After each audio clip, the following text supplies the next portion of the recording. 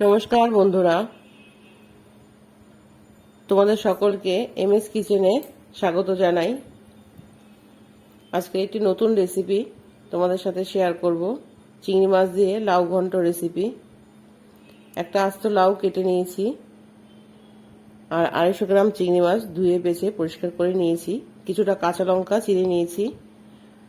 কড়াইটা বসিয়ে দিয়ে তেল দিয়ে দিয়েছি। তেলটা গরম হয়ে যাওয়ার পর চিংড়ি মাছটাকে দিয়ে দিলাম। চিংড়ি মাছটাকে ভালো করে একটু নুন হলুদ দিয়ে ভেজে নেব। মিডিয়াম সাইজ চিংড়িটা, মাছটাকে ভেজে তুলে নিচ্ছি।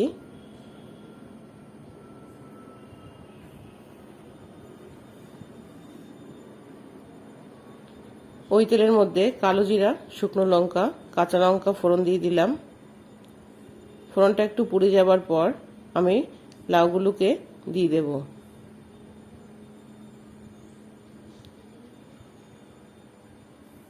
কুচনোটা একটু মোটা হয়েছে, তাতে কিছু হবে না, মজে যাবে।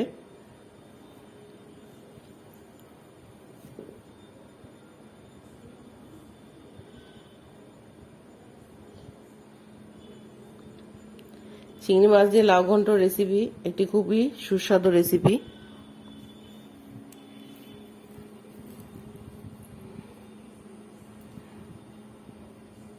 লাউটা খুব কচি ছিল। এবার একটু চাপা দিয়ে দেব। কিছুটা মজে যাওয়ার পর নুন আর হলুদ দেব। একটু নেড়ে নিয়ে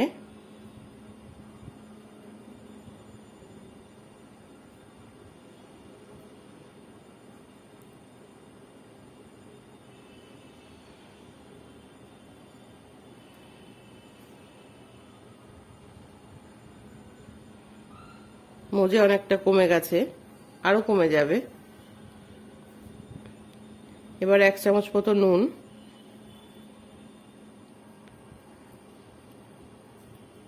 আর হলুদ দিয়ে আবার একটু চাপা দিয়ে দেব।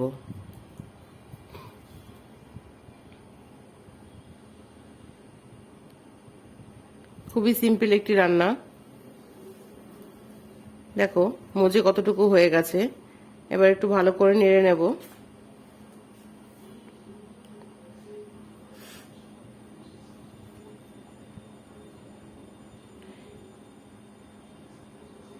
এবার 1 চামচ ধনে গুঁড়ো আর জিরের গুঁড়ো দিয়ে দিলাম। শুকনো লঙ্কার গুঁড়ো, একটু হলুদ, আর চিংড়ি মাছটা যে ভেজে রেখেছিলাম সেই চিংড়ি মাছটাকেও দিয়ে দিলাম। আমি আলাদা করে এখানে কোনো জল ব্যবহার করব না। লাউ ঘন্ট থেকে যে জল বেরিয়েছে ওই জলেতেই এই মশলাগুলো কষানো হয়ে যাবে। এবার আর চাপা দেব না, লাউটা সেদ্ধ হয়ে গেছে। এবার শুধু ভালো করে কষিয়ে নেব।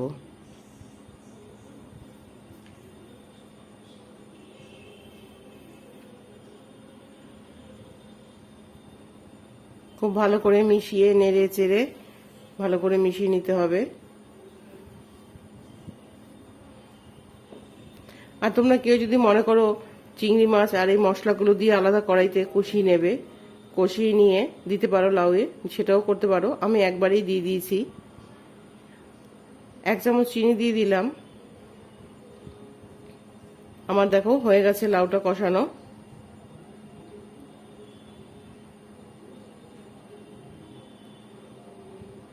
এবার আমি লাউ ঘন্টটাকে নামিয়ে নেব। যেহেতু এটা চিংড়ি মাছ দিয়ে করছি, তার জন্য ঘি, গরম মশলা, ধনেপাতা এগুলো কিছুই ব্যবহার করব না। চিংড়ি মাছের একটা ফ্লেভার আছে। আমি নামিয়ে তোমাদেরকে দেখাচ্ছি। তোমাদের যদি এই রেসিপিটি ভালো লেগে থাকে তাহলে চ্যানেলটিকে সাবস্ক্রাইব করে দিও, লাইক কমেন্ট শেয়ার করে দিও, পাশে থাকা বেল আইকনটি প্রেস করে দিও, তাতে আমার পরবর্তী ভিডিও তোমাদের কাছে পৌঁছে যাবে।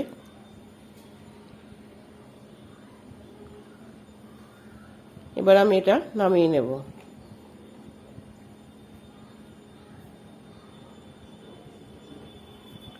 আজকের মতো ভিডিও এখানে শেষ করছি। দেখা হচ্ছে আগামীকাল নতুন একটি রেসিপি নিয়ে।